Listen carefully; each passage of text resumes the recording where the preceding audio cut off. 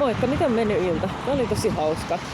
Mä oikeastaan rakastan tosi paljon, kun vähän virkistyin, niin laatuaikalla itseni kanssa. Onko se vähän outoa? Mä yleensä luen lehti ja ehkä opiskelukirjoja niin, että sieltä vaan tulee se taidollisuus karttuu sitten, että mikä asia siellä voisi olla totta. Tekee mieli käydä polverukoukseen. Aina. Ja sitä mä saatan tehdä missä vaan. Ja musta se on ollenkaan outoa. Musta on tosi ihanaa. Ui, katso. Lehdet vaan lentelee. No niin, toivottavasti ei ole oksua maassa. Mutta kuitenkin oli ihan hauskaa. Istähdin tuossa hetkeksi aikaa, koska mä oon ollut niin millään tavalla vinttipimeinä. En ole ollut. Mutta nämä on aika hauskoja juttuja, kun täytyy muistaa, voi olla erilaisia periodeja ja semmoisia työpätkiä. Minähän olen työtön työnhakija. No, musta on tosi outoa, koska olen työkyvytön. Tällä hetkellä minua ei ole hoidettu Jyväskylässä oikein. Olen pyytänyt siihen apua. Mä olen tainnut käydä ammattilaisilla. Ja mikä tämä on tämä esille toi niitä asioita? Tällaisia ei ole mikään oma tyyli, vaan jos olisi asia kunnossa ja minut olisi hoidettu kuntoon, niin minulla olisi ollut aikaa vuosikin kuntoon. Koska minä olen tullut kovista paineista. Ja nämä työpaikkani ovat täysin laittomia ja mä en voi siellä tehdä töitä. Et ei sosiaalialaa. Ja jokaisella alalla joutuu olemaan sosiaalinen, mutta katsokaa minkälaisia ihmisiä siellä oikein on. Ne hankitsemassa pahoja asioita. Hei no, Jumalan hallinnassa on kaikki. Taas se menee ajautuu siihen, koska se on mun pääaihe nytten tää mun migreeni. Tai siis tää mun tykytykseni ja tykytykseni ja tykytykseni ja tykytykseni. Ja sitä ei nyt oikeastaan ole enää ollut. Ja lääkäri ei ole tätäkään asiaa ottanut huomioon, eli hän ei ole osaava lääkäri. Ja kyllä näitä asioita olisi pitänyt huomata. Ja nyt kun vaikea ADHD, niin et mennä saada hoitoa sen takia, koska joku jengi vetää sun lääkkeet. Mistä sitten jäimmekaan puhumaan? Kyykrukouksesta, missä vaan. Voitte harjoittaa sitä vaikka heti. Jeesuksen nimessä siunaan sinua ja itsen.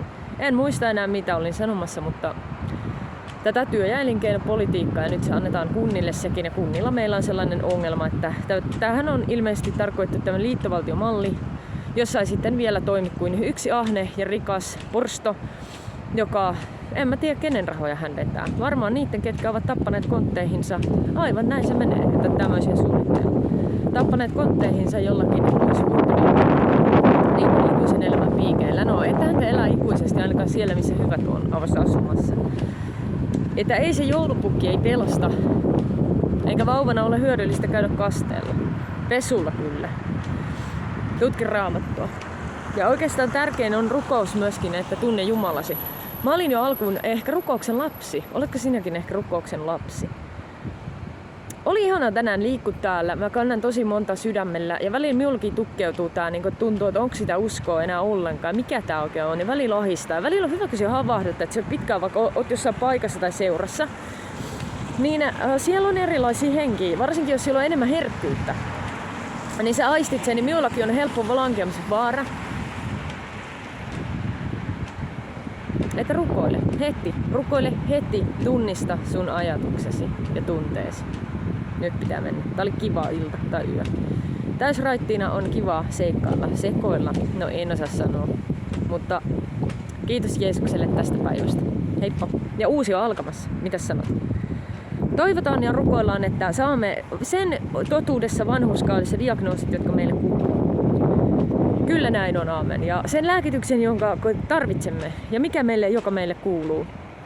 Ja ihmiset työkuntoiseksi. Et mä en ymmärrä tosin, tai kyllä mä ymmärrän, mistä se johtuu. Ja sen kaiken asian mä oon tuonut esille siellä mun kotisivuillani. Ja älä naura mulle, koska minä olen nämä sivut tehnyt hoitoa vailla, vaikka minä olen hoitoa pyrkinyt sitä resurssien mukaan hankkimaan. Ja en siinä mielessä ole mikään uskovainen salaliittoihin, että vaikka sulla on 2 tai 3 kaveria, ketkä ei puhu totta ja ne valehtelee, niin silloinhan se on epäilyttävää se. Että yhtä pidetään pimennossa asioista, niin kyllä se menee näin. Älä yhtään narraa siellä kuule.